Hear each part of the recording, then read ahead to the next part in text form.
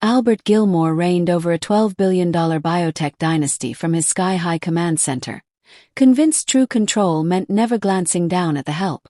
But when a single ruthless night vaporized every patent, every dollar, every illusion of invincibility, the only hand extended belonged to someone he'd never truly seen. His white maid's daughter. And when Evelyn quietly offered to scan the smoking wreckage of his servers, Albert laughed in her face. What could a college dropout possibly spot that his PhD army missed? What the broken titan never suspected was that this soft-spoken girl he just humiliated carried the one key that could either rebuild his legacy or seal his grave. Because she, and she alone, could prove the knife had been plunged by the man he'd groomed to hold the blade. Just before we plunge into the collapse, drop your city in the comments. Let's map how far this empire tumbles tonight. And if redemption from rock bottom hooks you, hit subscribe now. Albert stood alone in the executive Area 72 stories above the glittering grid, aged scotch catching the city glow, reflections sharp in the dark glass. His tailored silhouette cut the perfect line of conquest. The suite wrapped around him like a fortress of polished steel and smoked oak, every surface calibrated to broadcast untouchable success. A single crystal decanter sat on the low table beside a stack of tomorrow's press packets, each emblazoned with the Gilmore Genomics logo and the words Eternal Youth Protocol. Phase 1 unveiled. He lifted the glass, savoring the burn, and studied the man staring back. Silver threaded his temples, but the eyes remained cold, calculating, victorious. The city sprawled beneath him, a constellation of lesser lights that existed only to feed his machine. A hesitant rap shattered the silence. The door slid open with a pneumatic hiss, and Security Chief Ethan Reed slipped inside. The man's usual military posture had folded into something smaller, tablet clutched like a live wire, knuckles white. Sweat beaded along his hairline despite the climate-controlled air. "Mr. Gilmore," he began, voice cracking on the second syllable. "We're seeing rogue data streams threading the biotech vault. They're not random. They're surgical. I need authorization for a full lockdown and forensic sweep." Albert did not turn from the window. "Surgical," he repeated, tasting the word like cheap wine. "You're telling me someone slipped past 3 layers of quantum encryption and our entire red team because you saw a blip on a screen?" He set the glass down with deliberate care. "Tomorrow the world learns we cracked cellular senescence. Investors are already bidding up the share price in after hours. You want me to halt the summit because your dashboard twitched." Ethan stepped closer, tablet extended. The screen displayed a spiderweb of crimson alerts pulsing across the core servers. "It's not a twitch. It's a heartbeat. Someone is inside the Eternal Youth dataset right now, copying, corrupting, rerouting. If we don't isolate the breach in the next 30 minutes. 30 minutes. Albert finally faced him, amusement curling his mouth. "I built this company from a garage incubator to a market cap that dwarfs nations. I did it by knowing which fires to fight and which to let burn out. Your fire is a spark, Ethan. Extinguish it quietly. The summit begins at 9 sharp. I expect the stage lights to find me, not error codes." He waved a dismissive hand, the gesture practiced from 1,000 boardrooms. "Go." Ethan hesitated, throat working. "Sir, the pattern matches the ghost account we flagged last quarter. The one you said was a rounding error." Albert's smile thinned. "I also said you were paid to round errors into oblivion. Do it." The door sealed behind the retreating chief with a soft click that sounded, to Ethan's ears, like a coffin lid. Albert returned to the window, lifting the glass once more. The city glittered, obedient, infinite. He toasted the reflection. "To tomorrow," he murmured. The scotch slid down like liquid gold, and the man in the glass toasted back, blind to the void racing upward. He had no idea the sunrise he celebrated would never break. Far below the area, in the service corridors that threaded the building like veins, Olivia Blake guided her vacuum along the baseboards with the same mechanical grace she had shown every weekday for 5 years. The machine's low hum blended with the distant thrum of the city, a lullaby of invisibility. She wore the standard charcoal jumpsuit, name tag polished but unread, white blonde hair twisted into a practical knot that never slipped. No one in the executive tower knew she had once been a trauma nurse, or that the tremor in her left hand came from shrapnel in a field hospital overseas, or that she could recite the periodic table backward when insomnia struck. They knew only that the 72nd floor stayed immaculate, and the coffee arrived hot. Tonight the corridors felt heavier, as if the building itself sensed the fracture forming above. Olivia paused outside the private elevator bank, switching off the vacuum. The silence rushed in, thick and watchful. She glanced at the service lift doors, dented and scuffed from decades of unseen labor. They parted with a tired groan, and Evelyn stepped out.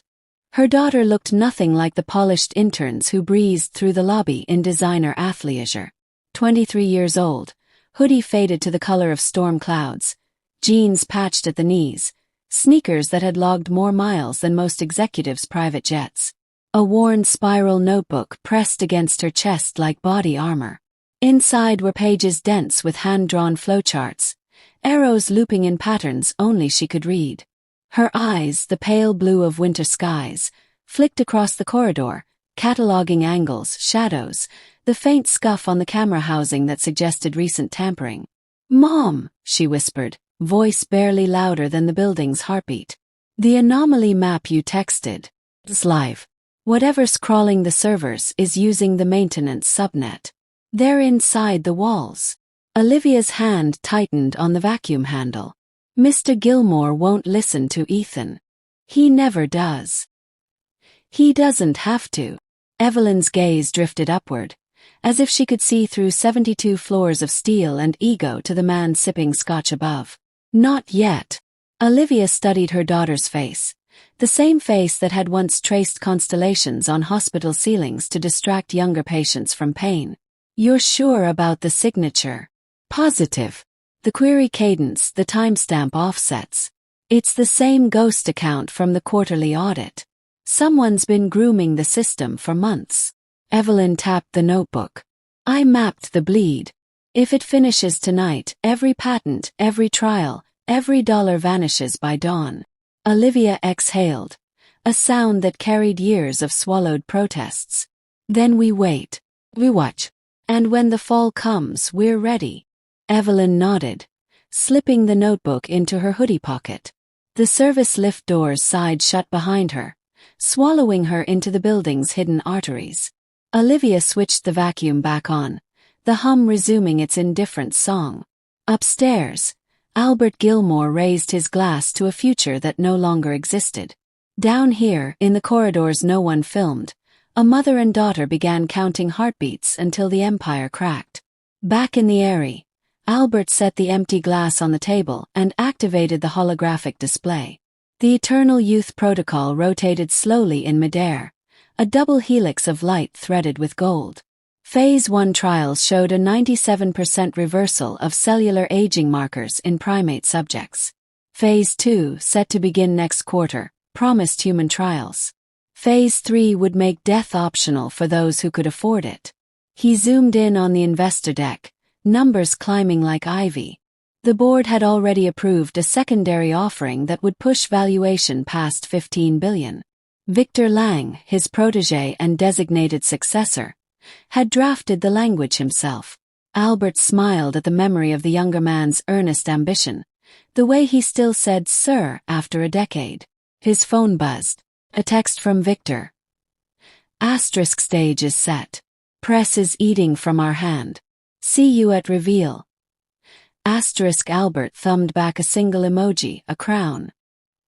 He killed the display and crossed to the private bar, pouring a second measure. The scotch tasted sharper now, anticipation rather than celebration. Tomorrow the world would bow. Tonight he owned the silence. In the service lift, Evelyn leaned against the wall, eyes closed, replaying the data streams in her mind.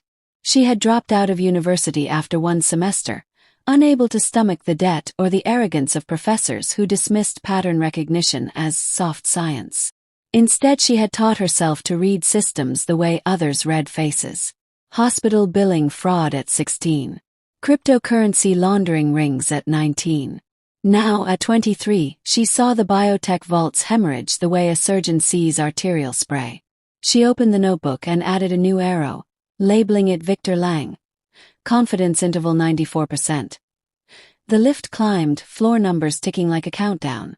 Olivia resumed her route, guiding the vacuum past the executive washrooms, the boardroom antechamber, the private gym where treadmills faced floor-to-ceiling screens cycling stock tickers.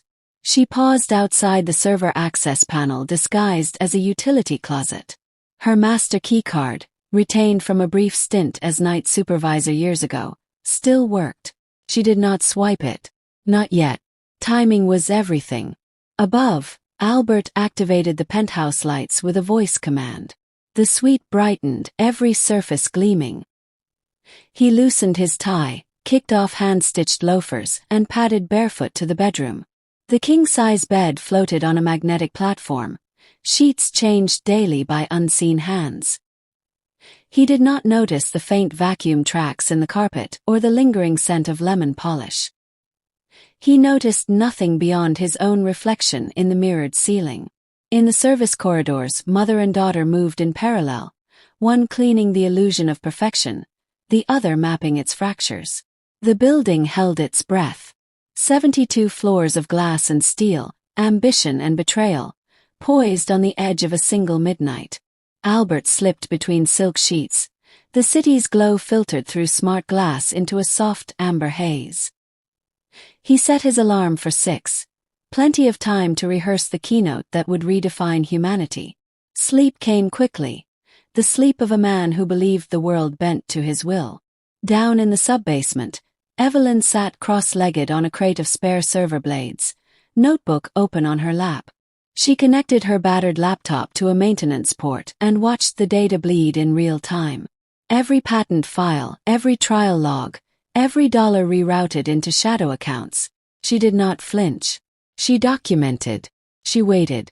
Olivia finished her shift at 11:47 p.m., signing out at the security desk with the same unremarkable nod she gave every night. The guard barely glanced up from his phone. She wheeled the vacuum into the storage bay, locked it, and took the staff stairs to the parking sublevel.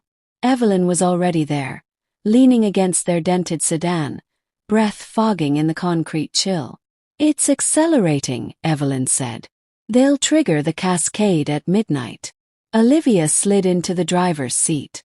"Then we have 13 minutes to decide how this story ends." The engine turned over with a cough. Above them, 72 floors up, Albert Gilmore dreamed of immortality. Below, in the city's underbelly, 2 women who had never been invited to the table began writing the first line of his downfall. The sedan rolled out of the sublevel and merged into the sparse midnight traffic, headlights carving tunnels through the fog. Olivia kept both hands on the wheel, knuckles pale, while Evelyn balanced the laptop on her knees, fingers flying across keys that glowed faint blue. The screen mirrored the biotech vault in real time. Folders dissolving, checksums flipping to zeros, money vanishing into numbered accounts in 3 offshore havens. 11:58 p.m. The countdown Evelyn had sketched in her notebook now pulsed on the dashboard clock. 60 seconds, Evelyn said, voice steady as a metronome. Olivia eased the car to the curb 2 blocks from the tower, engine idling. They watched the building's crown of lights flicker once, twice, then hold. No explosion, no drama visible from the street. Just a silent hemorrhage. Evelyn's laptop chimed softly. The last patent file, the crown jewel of the Eternal Youth Protocol, slid into a folder labeled Archive and Obsolete. Then the folder itself winked out. "It's done," Evelyn whispered. "Cascade complete." Above them, 72 floors up, Albert's phone erupted with alerts. He jolted awake, sheets tangled, heart hammering against ribs. The holographic bedside display painted the room in emergency red. One message stacked atop another. Server breach. Data integrity failure. Funds transfer in progress. He swung his legs over the edge, bare feet hitting chilled marble, and barked at the empty air. Lights. Full. Connect Ethan. Now. The suite blazed to life. Ethan's face appeared on the wall screen, eyes bloodshot, uniform rumpled. Behind him, the lab corridor strobed with strobing crimson strobes. "Sir, we're blind. The entire vault is dark. Patents gone. Trial data corrupted beyond recovery. Treasury shows outflows of 2.8 billion and climbing." Albert was already pulling on yesterday's shirt, buttons slipping through trembling fingers. "On my way. Seal the building. No one in or out." He sprinted for the private elevator, the doors parting with a hiss that sounded accusatory. The descent took 23 seconds. He counted every one. The lab-level doors opened onto pandemonium. Technicians shouted over dying servers, coolant hissing from ruptured lines, acrid smoke curling like incense. Ethan met him halfway, tablet cracked, face streaked with soot. "Internal trigger," Ethan shouted over the alarms. Back door opened at 11:59. Whoever did this had root access and knew exactly where to cut. Albert pushed past him into the server chamber. Rows of black monoliths stood gutted, indicator lights dark, fans whining down to silence. One unit sparked a final death rattle. He grabbed a handheld diagnostic pad from a trembling engineer. The screen confirmed the worst. Every proprietary sequence, every trial log, every financial ledger rerouted to ghost accounts. The Empire's heartbeat flatlined. "Trace it," he snarled. "We are." The trail loops through 17 proxies, but the origination signature. Ethan swallowed. "It's internal. Same ghost account from last quarter." Albert's vision tunneled. The room tilted. He saw Victor Lang's earnest smile, heard the younger man's voice promising seamless succession. Family, he had called him. The word tasted like ash. By 2 a.m. the outflows stopped at 4.1 billion. The number burned itself into Albert's retinas. By 3, the after-hours trading desk lit up with sell orders. By 4, the stock ticker on every financial channel bled red. Gilmore Genomics down 68%. A rival conglomerate, Helix Eternal, issued a dawn press release announcing breakthrough advancements in cellular regeneration, using language lifted verbatim from Albert's summit deck. Albert stood in the wreckage of the lab, tie askew, shirt soaked with sweat and coolant mist. Security escorted the last technicians out. Ethan lingered, voice hoarse. "Board's convening emergency session at 6. They want you there." Albert did not answer. He stared at the dead servers until the lights dimmed to emergency strips. Then he rode the elevator alone to the penthouse, the ascent slower than descent, each floor a reminder of altitude lost. The suite greeted him with sterile quiet. The holographic display now showed a single line. Account balance. $47.32. He laughed once, a bark that echoed off the glass. The sound frightened him. He poured the last of the scotch, hands shaking so badly amber liquid sloshed over the rim. The city outside had begun to wake, oblivious. At 5:47 a.m. the lobby intercom buzzed. Security footage showed media vans clotting the plaza, reporters thrusting microphones like spears. A text from the board chair. Asterisk meeting moved to 7. Do not speak to press. Asterisk another from his banker. Lines of credit frozen pending review. A third from the building manager.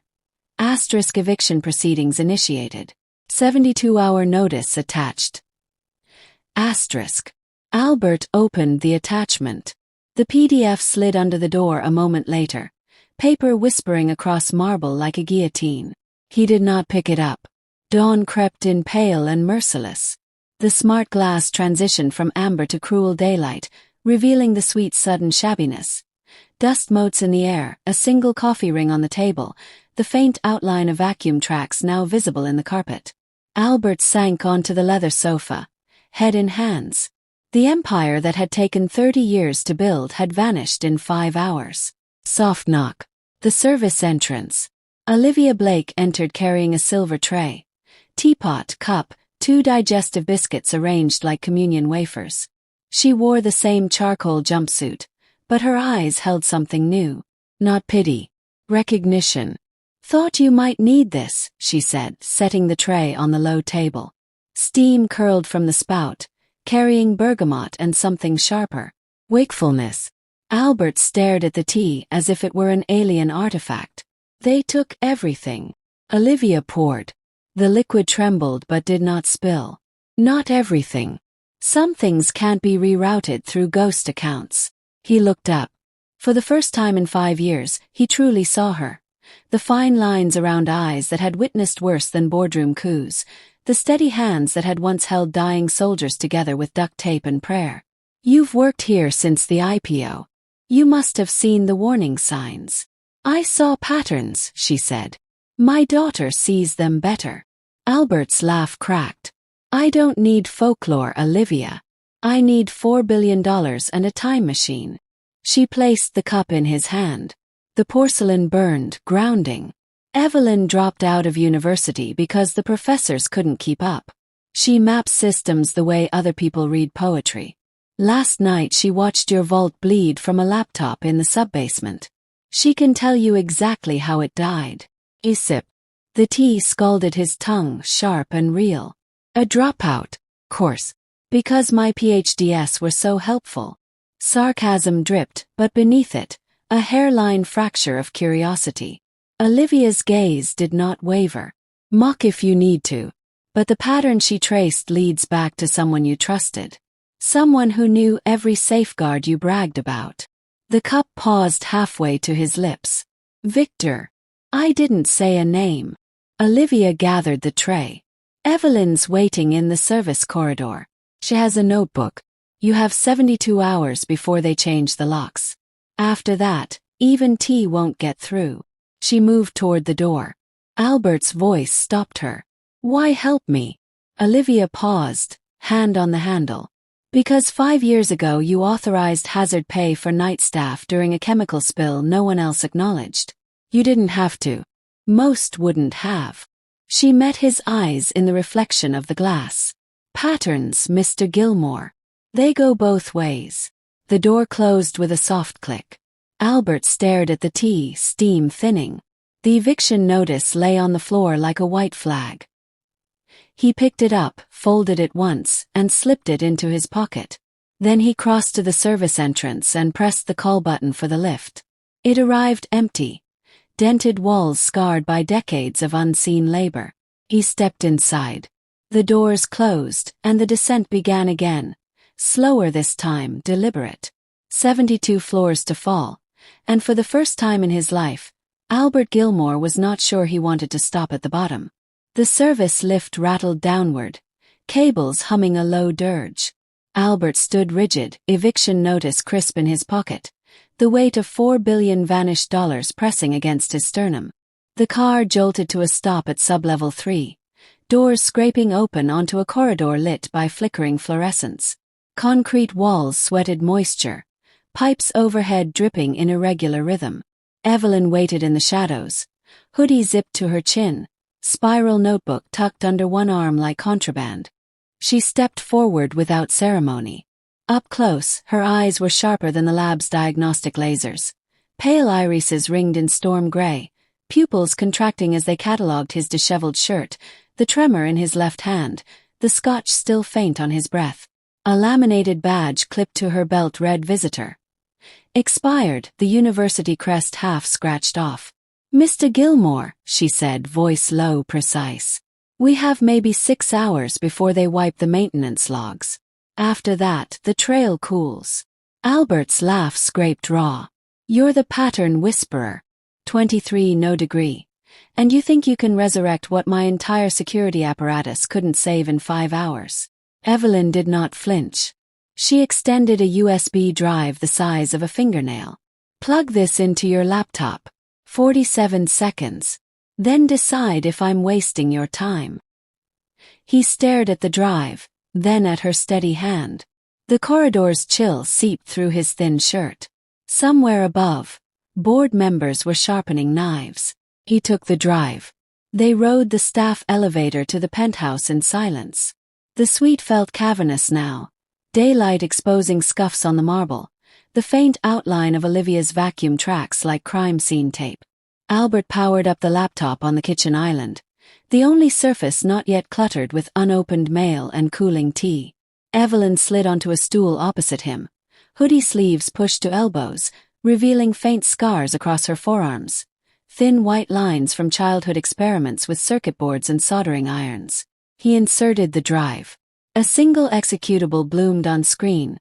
Phantom TXE. Evelyn leaned in, fingers hovering. Run it. Albert clicked. The program unfolded in a cascade of green code, lines scrolling faster than his eyes could track. Numbers coalesced into columns. Timestamps, transaction IDs, audit trails. A graph overlaid the data, spikes forming a heartbeat. 41 seconds. The screen froze on a single entry highlighted in crimson. Transfer initiated by Vincent at Gilmory Genomics, internal. 23 hours 59 minutes and 12 seconds. Victor's credentials. Victor's quirky timestamp offset. Always 12 seconds past the minute, a habit from his days syncing servers in the garage incubator. Albert's stomach lurched. 47 seconds, Evelyn said quietly. Your protégé's digital fingerprint is all over the hemorrhage. He didn't just open the door. He built the lock. Albert's hand hovered over the trackpad, frozen. This could be spoofed. It isn't. He tapped a key. A second window opened. Raw packet captures from the maintenance subnet. Headers stripped to reveal the ghost account's origin IP. Same MAC address as the executive terminal used last week. He logged in from your private study at 11:47 p.m. to review summit slides. The room tilted. Albert gripped the island's edge. Memories assaulted him. Victor's earnest late-night sessions, the way he lingered over the holographic helix, asking questions Albert had dismissed as thoroughness. Family. Evelyn closed the windows. There's more on the off-grid archive, but we need physical access. The servers are air-gapped now, post-breach protocol. Your board will purge them by noon. Albert found his voice. And you propose we waltz in with a visitor badge?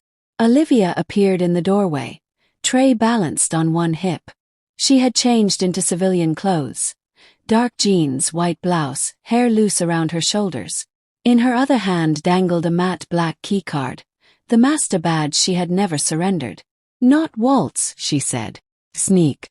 I kept this just in case. Night shift changeover is at 2 a.m. Security rotations overlap for 90 seconds. We have a window.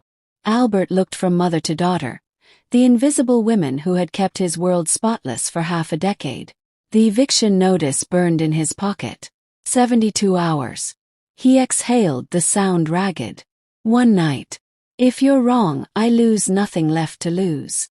Evelyn's mouth curved, not quite a smile. If I'm right, you gain a murder weapon. She opened her notebook to a fresh page, sketching the lab's service tunnels in quick, confident lines. Olivia set the tray down. Sandwiches, coffee, a flashlight. Practical. Prepared. Albert watched them move in sync, a choreography born of years in the building's hidden arteries. He felt suddenly extraneous, a guest in his own ruin. Memory tug. 12 years ago in a different city, a different life. Evelyn at 11, sitting cross-legged on a hospital linoleum floor, surrounded by printouts of billing codes. Olivia had been suspended pending investigation, accused of inflating supply charges to pad overtime. The charges were nonsense, but the paper trail looked damning. Evelyn had spent 3 nights mapping discrepancies, color-coding anomalies with highlighters stolen from the nurse's station. On the 4th morning she marched into the administrator's office, notebook in hand, and laid out the real fraud, a vendor kickback scheme run by the CFO's brother-in-law. The suspension lifted. Olivia kept her job. Evelyn learned that patterns could save people. Albert surfaced from the memory to find Evelyn watching him. You're thinking about the hospital, she said. Not a question. How did you? You have the same look my mom did when the board tried to bury her. Cornered, but not broken. She tapped the sketch. We're not burying anyone tonight. We're exhuming. Olivia handed him the master badge. It was heavier than expected, warm from her pocket. Security desk logs badges, but not if you swipe during the overlap. I'll create a distraction in the east wing. Spilled cleaning cart, minor flood. You and Evelyn take the west service stair to sublevel 2. From there, it's 20 meters to the archive room. Albert turned the badge over. His reflection stared back, distorted. And if we're caught, then we're trespassers in a building you technically still own for 69 more hours, Olivia said. But Victor's people will spin it as desperation. We need to be ghosts. Evelyn zipped her hoodie. Ghosts leave no footprints. I've mapped the camera blind spots. We move at 1:57 a.m. Albert looked at the clock. 12:43 p.m. The day stretched ahead, a gauntlet of board meetings and media ambushes. He would attend the emergency session at 7, play the shocked visionary, buy them time. Then, under cover of night, he would descend into his own fortress with the 2 women he had never truly seen. He slipped the badge into his pocket beside the eviction notice. 2 pieces of cardstock, one ending his reign, one perhaps beginning a counterstrike. One night, he repeated, but the words lacked conviction. Evelyn closed her notebook. One night to prove your empire didn't crash. It was murdered. The phrase hung in the air, sharp as scalpels. Outside, the city roared on, indifferent. Inside the penthouse, 3 unlikely allies began counting down to midnight. Albert spent the afternoon in a haze of conference calls and scripted outrage. The board voted remotely to suspend him pending investigation, Victor's voice smooth as ever, expressing deep regret. Albert muted his microphone and stared at the muted screen, Victor's face frozen in pixelated sympathy. At 6:58 p.m. he signed off, claiming exhaustion. The lie tasted like copper.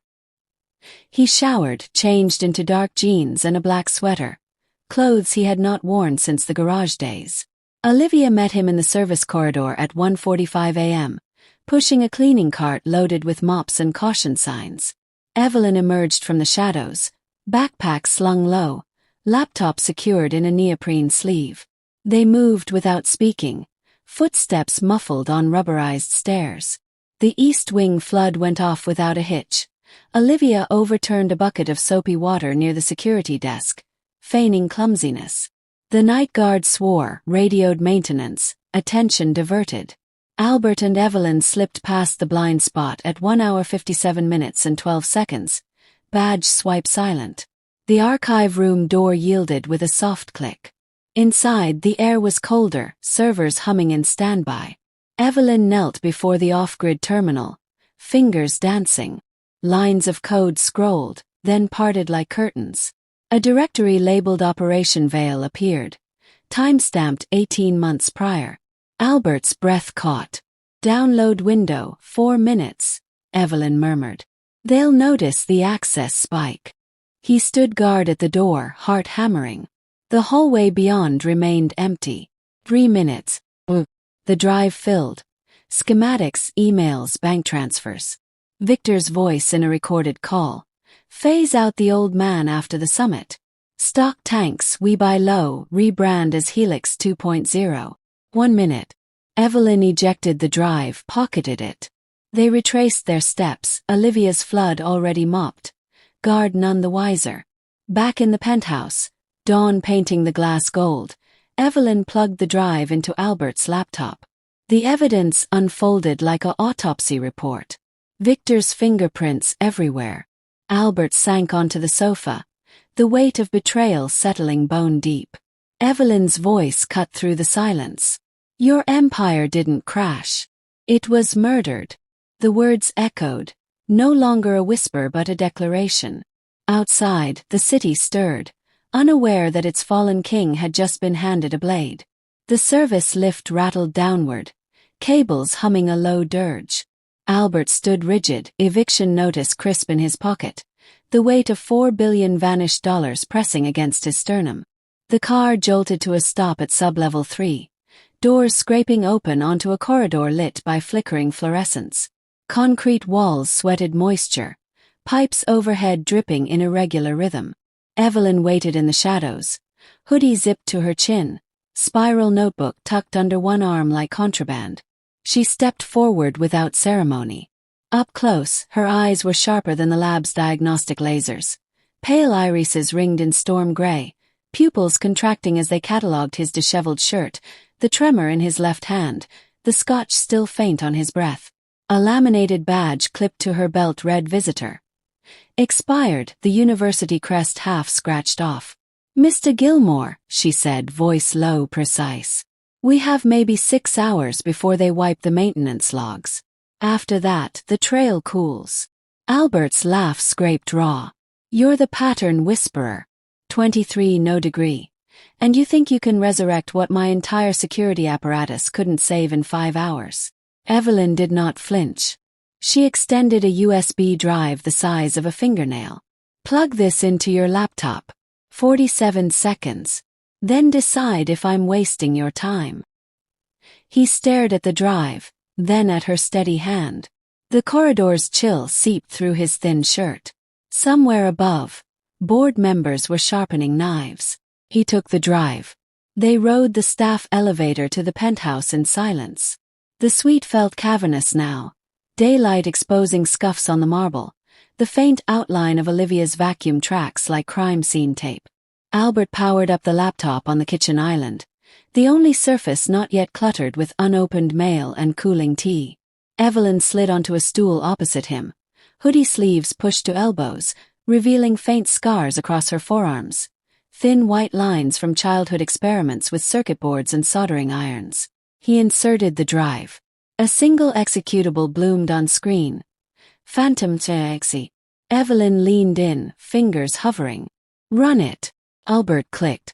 The program unfolded in a cascade of green code, lines scrolling faster than his eyes could track. Numbers coalesced into columns. Timestamps, transaction IDs, audit trails. A graph overlaid the data, spikes forming a heartbeat. 41 seconds. The screen froze on a single entry highlighted in crimson. Transfer initiated by Vincent at Gilmore Genomics, internal. 23 hours 59 minutes and 12 seconds. Victor's credentials. Victor's quirky timestamp offset. Always 12 seconds past the minute, a habit from his days syncing servers in the garage incubator. Albert's stomach lurched. 47 seconds, Evelyn said quietly. "Your protégé's digital fingerprint is all over the hemorrhage." He didn't just open the door. He built the lock. Albert's hand hovered over the trackpad, frozen. This could be spoofed. "It isn't." He tapped a key. A second window opened. Raw packet captures from the maintenance subnet. Headers stripped to reveal the ghost account's origin IP. Same MAC address as the executive terminal used last week. He logged in from your private study at 11:47 p.m. to review summit slides. The room tilted. Albert gripped the island's edge. Memories assaulted him. Victor's earnest late-night sessions, the way he lingered over the holographic helix, asking questions Albert had dismissed as thoroughness. Family. Evelyn closed the windows. "There's more on the off-grid archive, but we need physical access. The servers are air-gapped now. Post-breach protocol. Your board will purge them by noon." Albert found his voice. "And you propose we waltz in with a visitor badge?" Olivia appeared in the doorway, tray balanced on one hip. She had changed into civilian clothes. Dark jeans, white blouse, hair loose around her shoulders. In her other hand dangled a matte black keycard, the master badge she had never surrendered. "Not waltz," she said. "Sneak. I kept this just in case. Night shift changeover is at 2 a.m. Security rotations overlap for 90 seconds. We have a window." Albert looked from mother to daughter, the invisible women who had kept his world spotless for half a decade. The eviction notice burned in his pocket. 72 hours. He exhaled, the sound ragged. "One night. If you're wrong, I lose nothing left to lose." Evelyn's mouth curved, not quite a smile. "If I'm right, you gain a murder weapon." She opened her notebook to a fresh page, sketching the lab's service tunnels in quick, confident lines. Olivia set the tray down. Sandwiches, coffee, a flashlight. Practical. Prepared. Albert watched them move in sync, a choreography born of years in the building's hidden arteries. He felt suddenly extraneous, a guest in his own ruin. Memory tug. 12 years ago in a different city, a different life.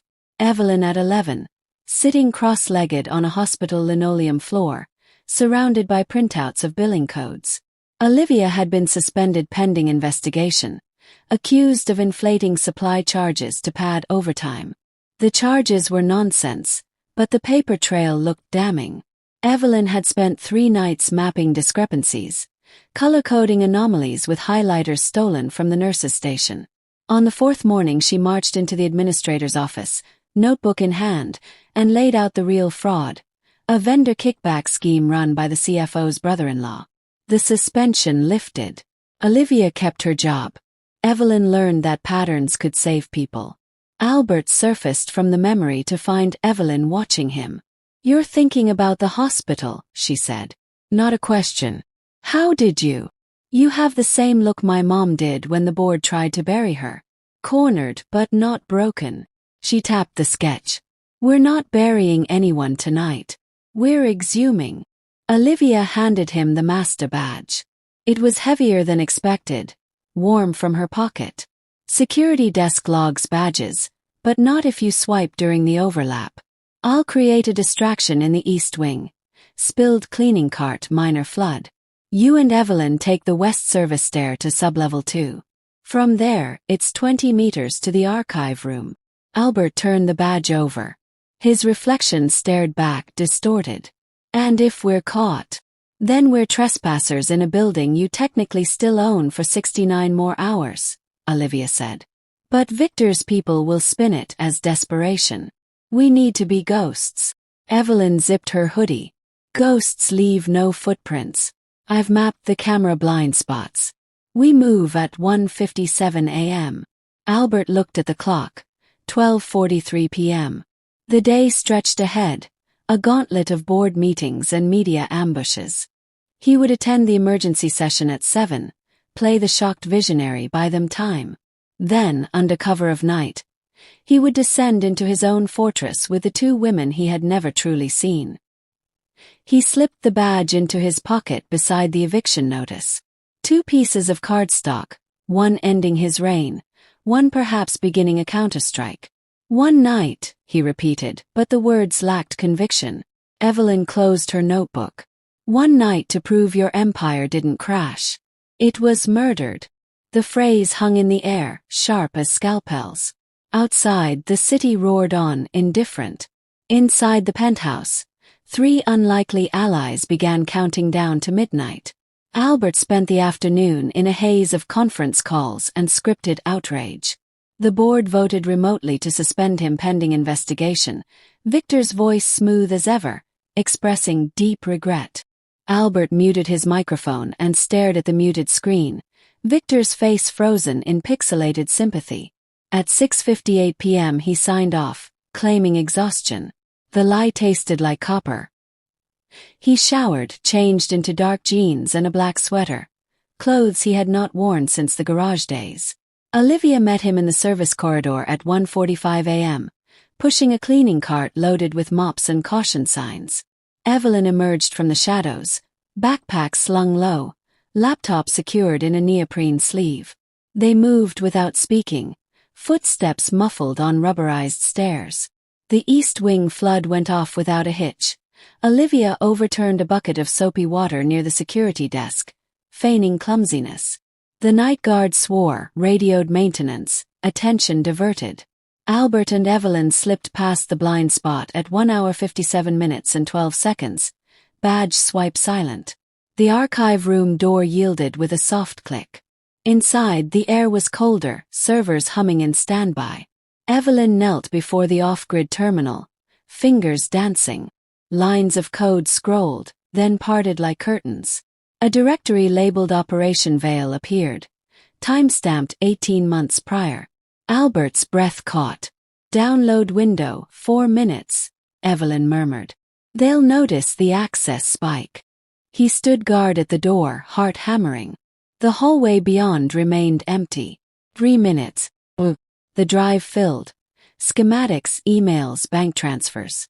Victor's voice in a recorded call. Phase out the old man after the summit. Stock tanks, we buy low, rebrand as Helix 2.0. 1 minute. Evelyn ejected the drive, pocketed it. They retraced their steps, Olivia's flood already mopped. Guard none the wiser. Back in the penthouse, Dawn painting the glass gold, Evelyn plugged the drive into Albert's laptop. The evidence unfolded like an autopsy report. Victor's fingerprints everywhere. Albert sank onto the sofa, the weight of betrayal settling bone deep. Evelyn's voice cut through the silence. Your empire didn't crash. It was murdered. The words echoed, no longer a whisper but a declaration. Outside, the city stirred, unaware that its fallen king had just been handed a blade. Word count: 1,578. Dawn bled into the penthouse windows, turning the glass the color of old bruises. Albert sat motionless on the sofa, the drive's contents burned into his retinas. Victor's meticulous timeline, 18 months of surgical betrayal. Evelyn paced the marble, hoodie sleeves pushed high, fingers drumming patterns only she could see. Olivia stood by the kitchen island, brewing coffee strong enough to strip paint. The eviction clock ticked. 64 hours remaining. We have the outline, Evelyn said, halting mid-stride. But the full blueprint is still in the lab. Victor mirrored everything to a concealed drive behind the primary coolant array. Air-gapped, offline, paranoid. He didn't trust even his own back doors. Albert's voice emerged hoarse. You're suggesting another break-in. After last night. Last night was reconnaissance, Olivia interjected, sliding mugs across the island. Tonight is extraction. Security's doubled but patterns repeat. Shift change at midnight. Blind spot in the west tunnel for 45 seconds. My badge still works. We go in, we ghost out. Albert wrapped chilled fingers around the mug. Steam fogged his vision. And if we're caught with terabytes of classified data? Evelyn met his gaze. Then Victor spins it as corporate espionage by a disgraced CEO. But if we succeed, we have the smoking gun. Your choice. Fight with scraps or arm yourself with proof. He drained the coffee in 3 scalding gulps. Midnight. The day crawled. Albert attended a deposition via hologram, face composed while lawyers dissected his negligence. Victor appeared in the feed, suit impeccable, condolences dripping like syrup.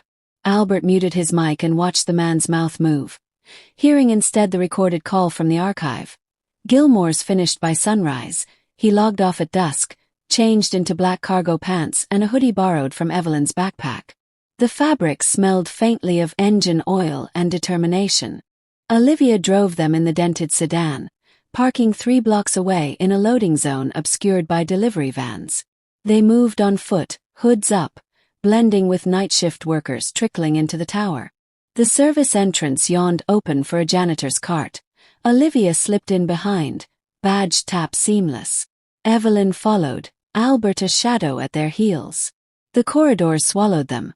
Concrete veins lit by sickly yellow bulbs, air thick with the tang of industrial cleaner. They descended 2 levels, boots silent on rubberized stairs. Olivia paused at a junction, ear pressed to a vent. Guard rotation in 20. West tunnel clear. She swiped her master badge at a maintenance panel. The lock disengaged with a muted thunk. They slipped through into a narrower passage, pipes sweating overhead, condensation dripping like slow applause. The primary coolant array loomed at the tunnel's end, a wall of humming towers, frost feathering the seams. Evelyn knelt, tracing fingers along the base panel. Here. Victor's vanity. Custom etchings on the screws. She produced a multi-tool, slots fitting perfectly. The panel swung open on hidden hinges, revealing a cavity no larger than a breadbox. Inside, 3 matte black drives nestled in foam, LEDs pulsing faint green. Jackpot, she breathed, sliding them into insulated pouches. 18 months of everything. Board minutes, wire transfers, buyer NDAs. Alarms shrieked. not a drill. Red strobes painted the walls bloody. A metallic voice boomed. Unauthorized access detected. Vault lockdown in 60 seconds. Evelyn slammed the panel shut. They piggybacked a motion sensor. Run. They sprinted. The tunnel forked. Olivia veered left, badge already out. A security door loomed, hydraulic arms descending. Albert's lungs burned. 20 meters. In. The gap narrowed to a slit. Olivia dove rolling beneath. Evelyn followed, backpack scraping steel. Albert lunged, shoulder slamming the closing edge. Pain exploded white-hot, but momentum carried him through. The door sealed with a final clang, cutting off pursuit. Dim emergency strips guided them upward through disused stairwells, dust thick as cemetery silk. Olivia's breath came in controlled bursts. Evelyn's eyes darted, recalculating. They emerged in a sublevel parking garage, sedan idling where they had left it. Olivia behind the wheel, Evelyn shotgun. Albert sprawled across the back seat, clutching his bruised shoulder. Tires squealed as they peeled out, merging into the artery of midnight traffic. No pursuit. Olivia's apartment sat in a brick walk-up 20 minutes away. 3rd floor. Windows facing an alley where cats fought over garbage. Inside, the space was modest but meticulous. Bookshelves double-stacked, a folding table serving as desk, a single houseplant thriving against odds. Evelyn cleared the table with one sweep, laying out the drives like surgical instruments. She connected the first to her laptop, fingers blurring. Passwords unfolded under brute force elegance. Victor's habits again. Birthdates of his childhood dogs layered with prime numbers. Files bloomed. Embezzlement ledgers spanning quarters. Color-coded by board member complicity. Overseas buyer contracts. A consortium in Singapore, a shell in the Caymans. Audio logs time-stamped weekly. Evelyn clicked the most recent. Victor's voice filled the room, tinny through cheap speakers. Phase 3 initiates post-summit. Gilmore's finished by sunrise. We rebrand under Helix Eternal. IPO at triple valuation. Board gets golden parachutes. I take the throne. Laughter, glasses clinking. A second voice, familiar board chair. And the maid's daughter? Collateral. Plant some IP theft on her if needed. She's nobody. The recording ended. Silence stretched, thick as the apartment's humid air. Albert stared at the screen, the word nobody echoing. He had used it himself once, dismissing Evelyn's offer. The irony tasted metallic. Evelyn opened the second drive. Spreadsheets cascaded. Payoffs totaling 9 figures, routed through non-profit grants for community biotech outreach. Ernie again. The third drive held the blueprint. Operation Veil in Victor's precise handwriting, scanned and annotated. 18 months of milestones. Plant anomalies, groom investor panic, trigger cascade, acquire assets in fire sale. Albert's voice cracked the quiet. He was family. He sank into a worn armchair, the springs groaning. I mentored him. Gave him equity before he could spell it. This. He gestured at the screen, helpless. This is surgical hatred. Olivia placed a hand on his good shoulder. Hatred or hunger. Doesn't matter. We have the body now. Evelyn encrypted copies to 3 cloud dead drops. Locations known only to her. Victor will know the drives are missing by morning. He'll spin the narrative. Desperate ex-CEO stealing proprietary tech. We need to move first. Albert rubbed his bruised arm, pain grounding him. Court filings. Injunction. Freeze his assets before he liquidates. Tomorrow, Olivia said. Tonight we eat. Leap. Plan. She disappeared into the kitchen, returning with bowls of steaming chili. Cornbread on the side. Simple food, but the scent filled the apartment with something like home. They ate in silence, the weight of evidence settling like snow. Evelyn sketched timelines on a napkin. Court dates, media drops, counterspins. Albert watched her, seeing for the first time the mind that had mapped $1 billion betrayal in hours. Olivia cleared plates with the same efficiency she had once cleaned his penthouse, but now her movements carried purpose. Midnight deepened. The apartment's single window framed a slice of city skyline, the tower a dark monolith in the distance. Albert stood at the glass, shoulder throbbing. "He'll come for us." "Let him," Evelyn said, not looking up from her laptop. "We have his blueprint. He has arrogance." Olivia dimmed the lights. "Guest room's yours. Sheets are clean." He paused. "For what it's worth, I never liked Victor. Too many teeth in his smile." Albert managed a ghost of a laugh. He took the narrow bed, exhaustion claiming him fully clothed. Dreams came fractured. Victor's face morphing into his own younger reflection, the garage incubator burning, patents dissolving into ash. Across the hall, Evelyn worked until the screen's glow painted her face spectral. She cross-referenced buyer NDAs with public filings, tracing shell companies to board member spouses. Olivia sat beside her, polishing the master badge with a soft cloth, ritual calm before battle. By 4 a.m., the evidence package was complete, annotated, time-stamped, irrefutable. Evelyn burned it to a final drive, labeled in Sharpie. Velo.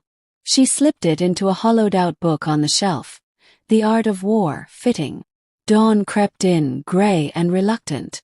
Albert woke to the smell of fresh coffee, shoulders stiff but functional. The table held printouts, highlighters, a legal pad dense with Evelyn's handwriting. Olivia had already called in sick to her shift. The tower would notice soon. "We file at 9, Evelyn said, sliding a folder across. "Injunction against asset transfer. Emergency hearing for discovery. I have a public defender contact who owes me from the hospital case. Pro bono." Albert opened the folder. The first page. Victor Lang. Conspiracy to commit corporate sabotage. His own name listed as plaintiff, Olivia and Evelyn as material witnesses. The weight of it grounded him. "One more thing," Olivia said, producing a small recorder. "Insurance. If Victor sends muscle, we document." Albert nodded. The family he had chosen had betrayed him. The family he had ignored now armed him. He stood, rolling his shoulder. "Let's go to war." Outside, the city stirred, unaware that in a modest third-floor apartment, 3 ghosts had just declared checkmate. The city courthouse loomed like a granite sentinel, columns streaked with rain that had started at dawn and showed no sign of stopping. Albert stood on the steps flanked by Olivia and Evelyn, umbrellas forgotten in the rush. Reporters surged forward, microphones thrusting, cameras flashing despite the downpour. "Mr. Gilmore, do you really expect the jury to believe a maid and her dropout daughter uncovered a conspiracy your own experts missed?" The question hung in the wet air, laced with mockery. Albert's jaw tightened. "Watch the evidence." He pushed through, security parting the crowd. Inside, the marble halls echoed with hurried footsteps and whispered bets on his sanity. Headlines from the morning feeds scrolled in his mind. Disgraced tycoon's desperate gamble. Delusional CO accuses protégé of impossible heist. The lawsuit had been filed at 9:03 a.m. Injunction granted by 9:47.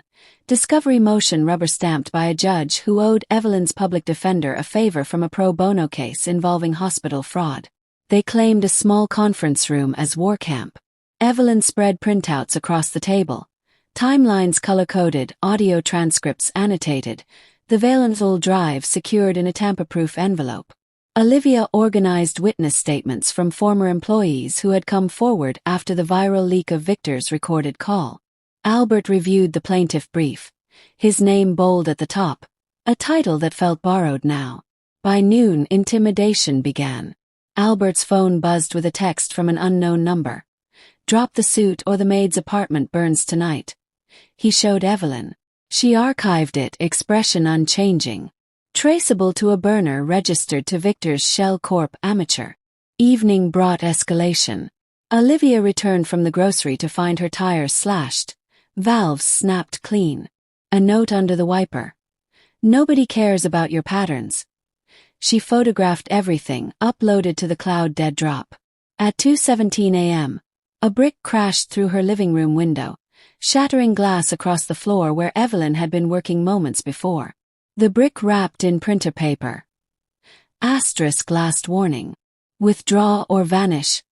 Asterisk Olivia swept the shards while Evelyn ran forensics on the paper's watermark. Stationery from Helix Eternal's executive suite. They did not sleep. Instead they prepared. Evelyn built a live demo on her laptop.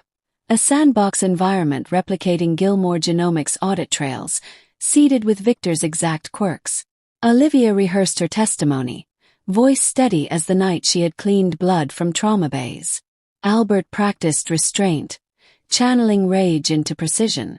Court convened at 9 a.m. sharp. The gallery overflowed.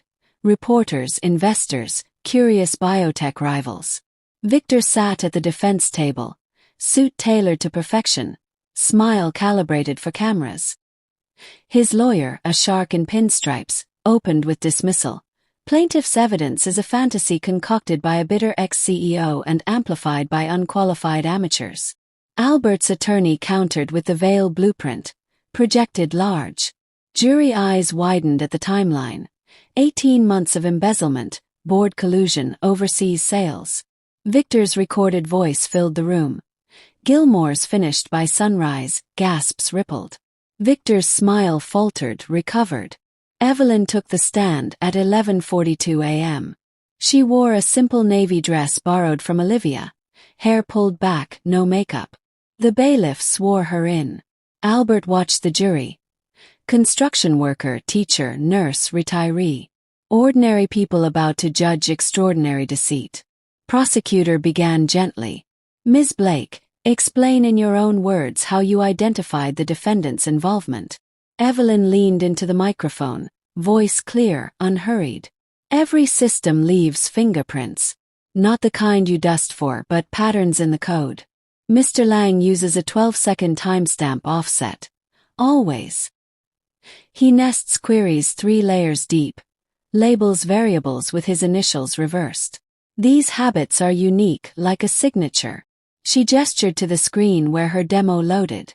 I recreated the fraud in a clean environment using only public audit logs. Watch. Lines of code scrolled. A phantom account appeared, siphoned funds, corrupted files.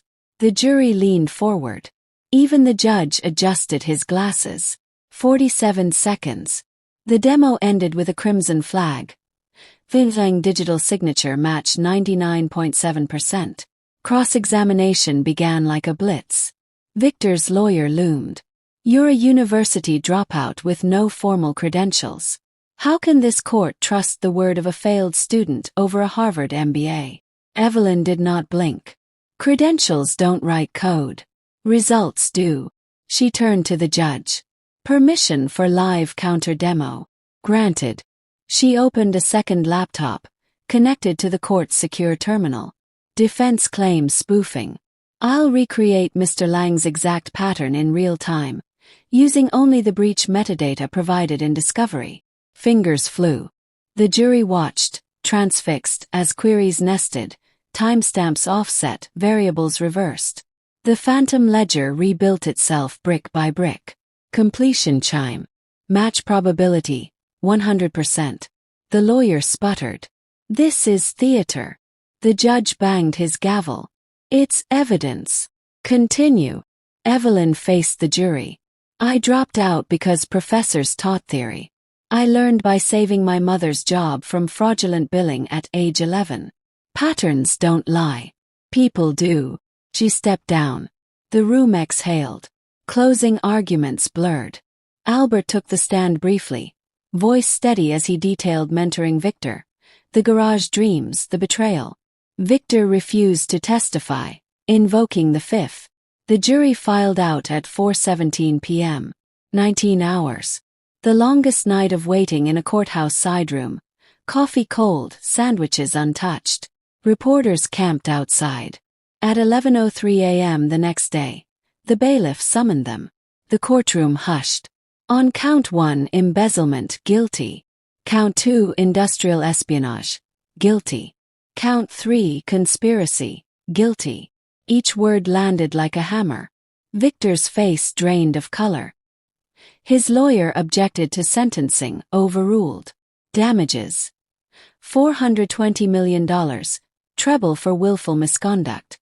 Assets frozen pending appeal. Victor led away in cuffs, eyes locking with Albert's across the aisle. No smirk now, only calculation.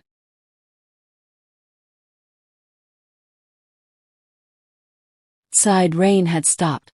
Sun pierced the clouds, steam rising from sidewalks. Cameras flashed. Albert faced the microphones, Olivia and Evelyn at his sides. Justice isn't about who falls hardest. It's about who stands back up. He announced the donation on the spot. $420 million to the Eternal Prodigy Fund, grants for overlooked talent in biotech. And effective immediately, Evelyn Blake is co-inventor on the Eternal Youth Protocol. The patent office will reflect that. Evelyn's eyes widened, the only crack in her composure. Olivia squeezed her daughter's hand. They walked down the courthouse steps into blinding daylight. A reporter shouted, "Ms. Blake, how does it feel to beat a billionaire at his own game?" Evelyn paused, sunlight catching the faint scars on her forearms. "I didn't beat him. I showed the jury the truth. The rest wrote itself." Albert hailed a cab, the first in years. As they pulled away, he watched the courthouse shrink in the rearview. Victor's empire cracked, his own rebuilt on different foundations. The war was won, but the peace would demand vigilance. At Olivia's apartment, they celebrated with takeout pizza and cheap sparkling cider. Evelyn updated the fund's website. First scholarship posted, application deadline 1 week. Albert drafted the press release crediting her co-inventorship. Fingers steady now. Olivia raised her glass. To patterns seen. They clinked plastic cups. Outside, the city hummed, unaware that 3 ordinary people had just rewritten its skyline. The cab merged into traffic, courthouse shrinking behind them like a discarded shell. Albert leaned back against cracked vinyl, the weight of victory settling uneasy on his shoulders. Evelyn stared out the window, fingers tracing invisible code on the glass. Olivia checked her phone, alerts from the fund's new site already flooding with applications. Pizza boxes rattled in the footwell, grease soaking through cardboard. The city blurred past, indifferent to verdicts. Sentencing came swift.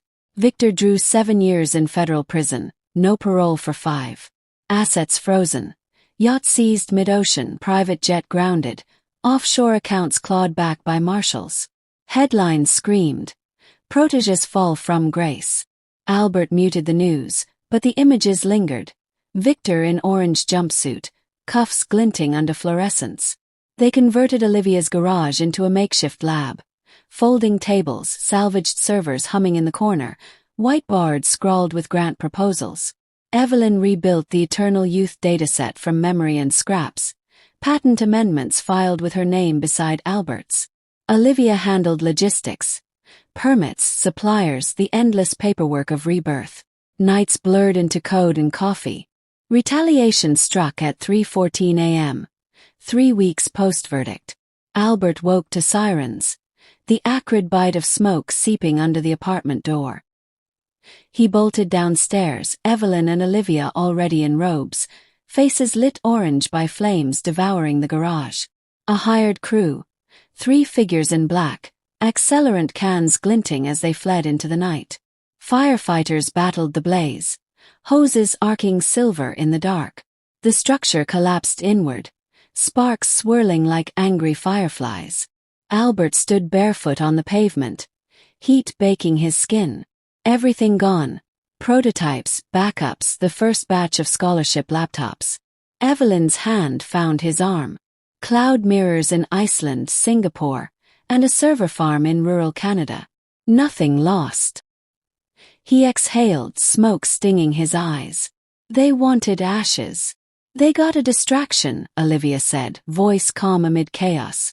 We build better. Dawn revealed the ruin. Charred beams, melted equipment, the scent of defeat thick in the air. Neighbors gathered, offering water, blankets, stunned whispers. A prison transport van's call log leaked later. Victor authorized from a smuggled phone. His voice crackled through the apartment speaker that afternoon, tinny and furious. "This isn't over. You think a garage fire ends me? I'll burn everything you love." Albert ended the call, blocker engaged. "He's caged." Barking. Evelyn wiped soot from her cheek. "Caged animals bite harder. We fortify." They cleared the debris by hand. Albert hauling twisted metal, muscles screaming. Olivia sorting salvageable parts. Evelyn cataloging losses on a tablet. In the charred center, amid blackened concrete, they laid a folding table. On it, a single sheet of paper, the charter for Blake Innovations. Equal partners, ethical biotech mandate. Profits reinvested in community pipelines. Albert signed first, pen steady. Evelyn second, flourish precise. Olivia third, looping cursive like a promise. Blake Innovations, Albert read aloud. No hierarchies. No ghosts. The first hire arrived unannounced that evening. Ethan Reed stood on the doorstep, duffel slung over one shoulder, envelope in hand. His security uniform replaced by jeans and a faded company polo from better days. "I resigned the morning of the breach. Kept the server blueprints. Figured you'd need them." He extended the envelope. Detailed schematics, access codes, a handwritten apology on the back. "I should have locked it down harder." Albert took it. "You warned me." I ignored. "Welcome aboard." Ethan nodded, stepping into the soot-streaked space. "Where do we start?" Evelyn pointed to the ruins. "Ground zero." Literally. They worked through the night. Ethan rigging temporary power, Evelyn sinking cloud restores, Olivia brewing coffee in a percolator salvaged from the wreckage. By morning, the garage hummed again. Servers rebooted, data intact, the eternal youth protocol evolving under open-source protocols. Scholarships funded. First cohort selected, kids from underfunded schools coding gene editors before breakfast. Word spread. Former employees trickled in, bringing skills and stories of Victor's coercion. The charred lot transformed. Community volunteers hauling debris. Local businesses donating materials. Albert found himself on his knees, sweeping ash into piles, broom handle blistered but sure. Evelyn sketched the new HQ on a napkin. Repurposed community center, labs open to public, classrooms wrapped around green space. They broke ground at noon, sun high and merciless. The lot cleared to bare earth. A single shovel planted like a flag. Albert gripped the handle, Evelyn and Olivia at his sides, Ethan documenting with a phone camera. He drove the blade in, soil yielding soft. Blake Innovations rises here. For every kid who sees patterns in the chaos. Clods flew. Neighbors cheered. The charter fluttered on a makeshift pole, ink still fresh. Victor's threats echoed distant, impotent behind bars. The alliance forged in fire now built on solid ground. As the sun dipped, Albert swept the fresh concrete pad himself, bristles whispering over the surface. No staff for this. His hands, once manicured for handshakes, now calloused and honest. Evelyn watched from the sidelines, tablet glowing with the first open-source release. Olivia planted a sapling in the corner, roots wrapping around a shard of melted server. Rebirth in miniature. Ethan joined the sweep, broom in hand. Feels right. Albert nodded. From ashes to this. The community center would open in phases. Labs first, classrooms second, mentorship always. Scholarships scaled. Thousands projected in 5 years. The eternal youth therapy, co-invented and ethical, rolled out free to clinics serving the uninsured. Profits cycled back, no yachts, no egos. Night fell soft. They sat on the new pad, pizza boxes reborn from a local shop's donation. Stars pricked the sky, the tower a dark silhouette in the distance. Albert raised a soda can. To alliances built on truth, they clinked. The ground beneath them solid, the future unwritten but theirs. The soda cans clinked one last time, fizz echoing into the cooling night. Albert set his down on the fresh concrete, the pad still warm from the day's sun. Evelyn pocketed her tablet, the open-source upload complete. Olivia gathered the pizza boxes, stacking them neat for recycling. The sapling stood sentinel in the corner, leaves rustling in a breeze that carried away the last traces of smoke. They rose together, bones aching but spirits light, and walked the short distance to Olivia's apartment. Sleep came deep, dreamless, the first in weeks. Morning brought the reckoning. Evelyn's phone vibrated off the nightstand at 6:12 a.m. Screen flooded with notifications. The courtroom demo, 47 seconds of code unraveling a billionaire's deceit, had exploded overnight. Clips stitched with dramatic music, shared across platforms, captioned with fire emojis and justice scales. #Maid's daughter trended worldwide, #1 in 18 countries. Memes proliferated. Evelyn's calm face superimposed on superhero silhouettes, Victor's mugshot pixelated into oblivion. She padded to the kitchen, where Olivia already brewed coffee. Albert emerged from the guest room, hair tousled, eyes sharp. "How bad?" he asked. Evelyn turned the tablet. Views. 47 million and climbing. Comments poured in.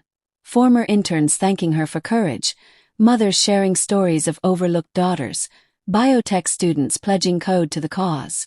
A viral thread from a Gilmore Genomics whistleblower detailed Victor's late-night threats, coercion disguised as mentorship.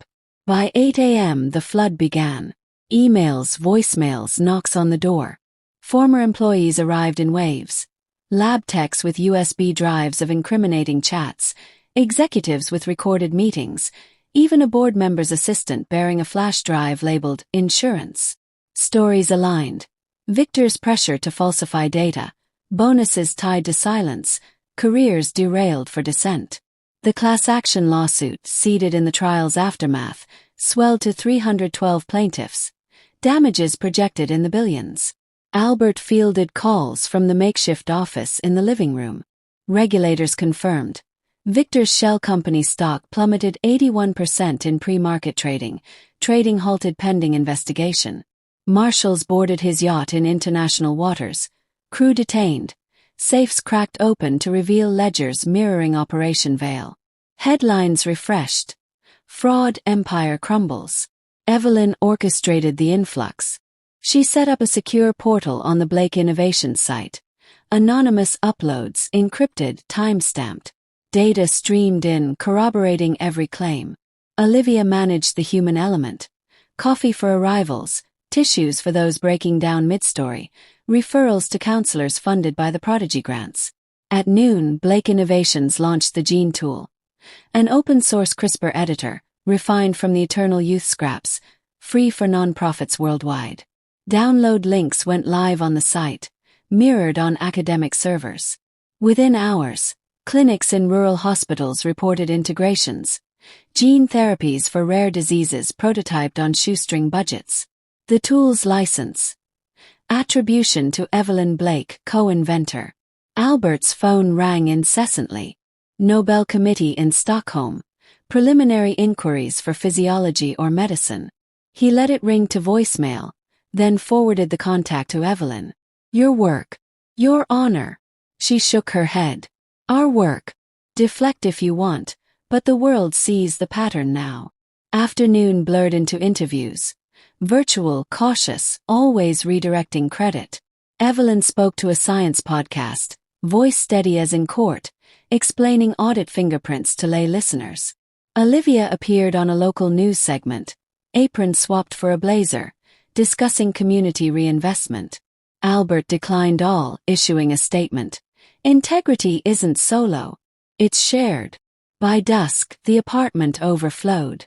Volunteers sorted evidence. Lawyers drafted amendments to the class action. The community center site buzzed with activity. Foundation poured, frames rising. Ethan coordinated security, subtle but present. As night deepened, the trio escaped to the new rooftop. The community center skeleton framed the sky, rebar like ribs awaiting skin. City lights sprawled below, a glittering grid once Albert's to command, now a canvas for something greater. They carried folding chairs, a bottle of sparkling water, silence companionable.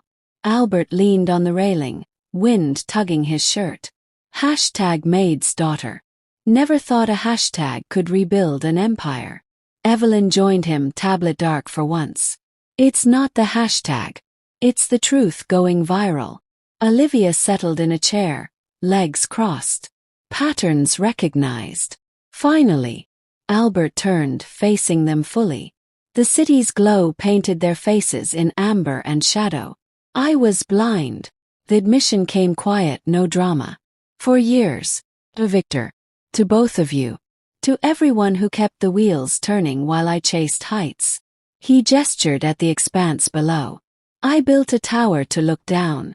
You showed me how to look across. Evelyn's eyes softened. Blindness ends when you choose to see.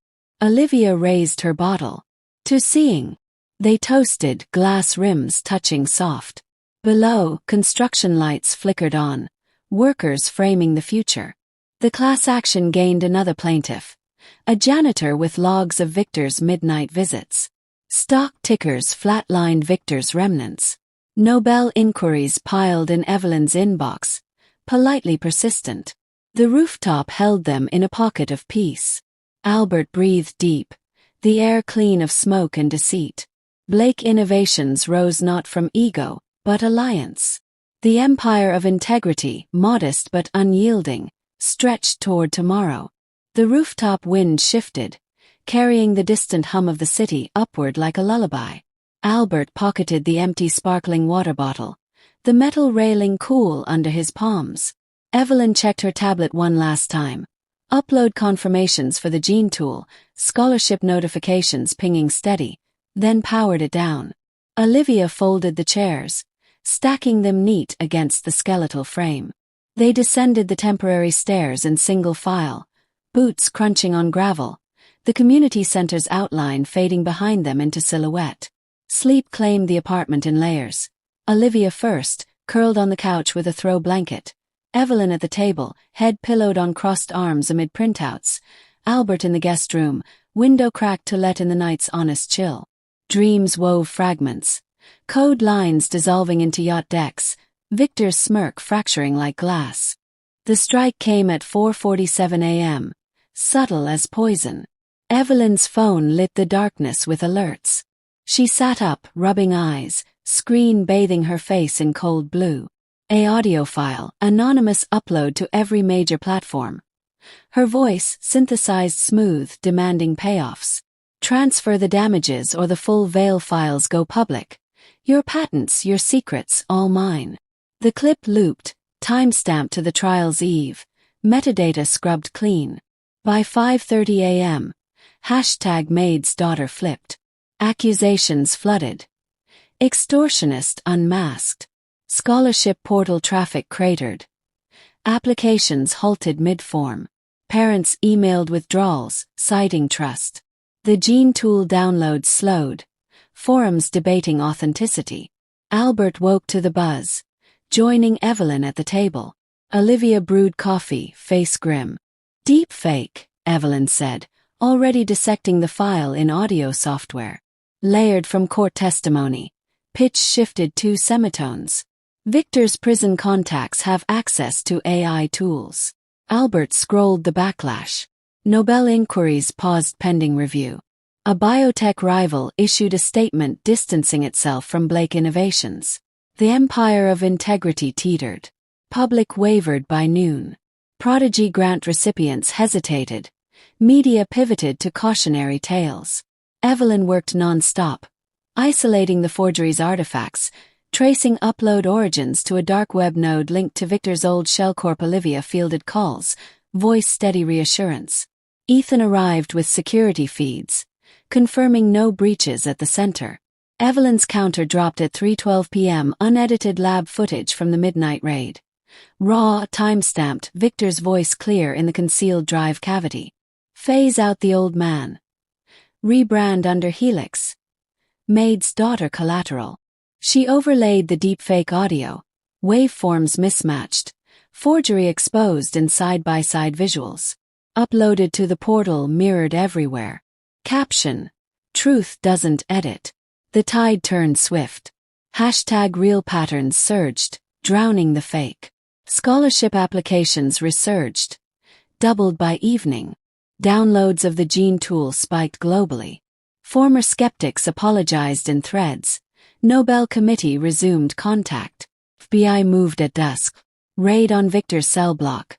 Agents in vests, canines sniffing bunks. Hidden phone seized from a ventilation grate. Contraband smuggled via a bribed guard. Call logs. Outbound to the dark web uploader. Timestamps matching the leak. Victor dragged into interrogation. Orange jumpsuit rumpled. Defiance crumbling under evidence. Sentence extension announced next morning. 3 additional years for witness tampering, obstruction. Totalton.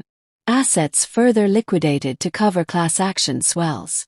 A letter arrived 2 days later, prison postmark, delivered to the community center site. Thin envelope, Victor's handwriting shaky. Albert held it unopened over the kitchen sink, Evelyn and Olivia watching silent.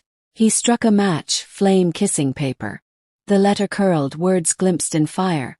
Fear made me a monster. Regret. Ash fluttered into the drain. Some apologies come too late, Albert said, voice flat. He rinsed the sink, gray flecks swirling away. The center rose unhindered. Labs framed, classrooms wired. Scholarships flowed. First cohort arrived wide-eyed. Code on laptops funded by damages. Gene tool iterations improved daily. Non-profits reporting breakthroughs in sickle cell edits, cystic fibrosis trials. Evelyn archived the raid footage permanently. Watermark Blake Innovations. Olivia planted more saplings along the perimeter, roots claiming the soil. Ethan installed subtle cameras, patterns now protected. Public reckoning complete. The empire stood firmer. Victor's echoes faded to whispers in a cell. Phone privileges revoked. The trio moved forward, betrayal's last gasp extinguished in flame. The ashes swirled down the drain, gray flecks vanishing into the city's underbelly. Albert turned off the faucet, hands steady under the running water. Evelyn closed her laptop, the raid footage archived forever. Olivia wiped the counter clean, movements deliberate, the apartment settling into quiet resolve. Outside, the community center's frame caught the first light of dawn, rebar glinting like promise. They exchanged no words. The fire had spoken enough. Sleep reclaimed them in shifts.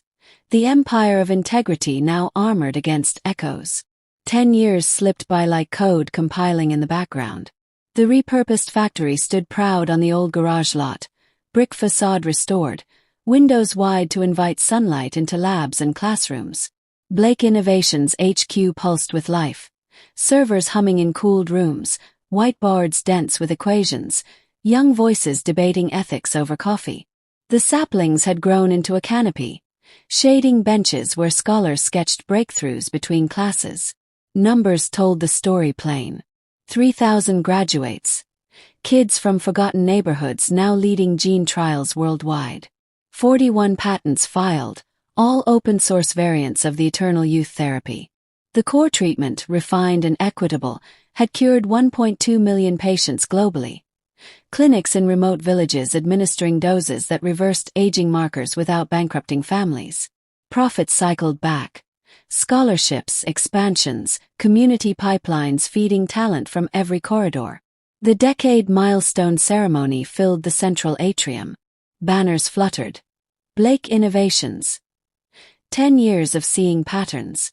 Guests mingled. Graduates in caps and gowns, non-profit directors, patients sharing stories of renewed vitality. The factory's old conveyor belts now served as display tables, prototypes glowing under soft lights. Evelyn, now 30, stood at the podium as CEO. Her navy dress had given way to a tailored suit, hair in a practical twist, eyes still sharp as winter skies. She gripped the mic, voice carrying clear over the crowd. We didn't build this to conquer. We built it to include. Every patent, every cure, every scholar here started as someone overlooked. Patterns in the chaos, waiting to be seen. Applause rippled, warm and genuine. Olivia, co-founder badge gleaming, approached the ribbon stretched across the new wing's entrance. Scissors in hand, silver hair loose, she smiled at the assembly. This wing is for the next 1,000. Classrooms, labs, hearts open. She cut clean. The ribbon fell, doors swinging wide to reveal fresh spaces. Holographic projectors, collaborative benches, walls painted with murals of DNA helices intertwined with city skylines. Albert watched from the front row. Chair Emeritus title a quiet honor. Tears traced his cheeks unashamed. The man who once toasted reflections now moved by collective light.